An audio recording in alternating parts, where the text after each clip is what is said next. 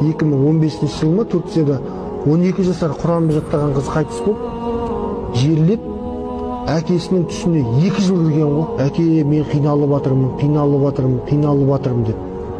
2 жылдар кәдімгі анық айтыпты қызым. Әке, қасымда сондай пасық күнәһарлар жатыр. Солар азаптағанда мен де қиналам деп, аналардың айқайлап қиналған даусынан. Содан амал жоқ, 2 жыл кіргесін муфтиятқа фатуа бөліміне барған. Фатуа бөлінмеді, онда оны қазып алып басқа жаққа көму керек. Сонда барып қазат видеоға түсіп тұр. Онда плиталар болады, біздікіндей осы жақта плита қоямыз ғой. Сонда затешік қояды екен оларды. Солардан үйренгенбіз ғой деймін. Соларды ашып үстіне ағасы түсіп, қыз енді көтеріп алады да, бетін ашады. 2 жыл болған ғой жатқанына.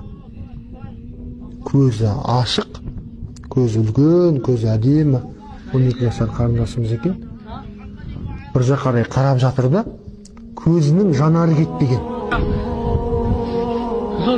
Медицина саласында адамның өлгенін неден біледі? Көздің жанары бар ғой бізде, жанып тұр ғой көзіміз.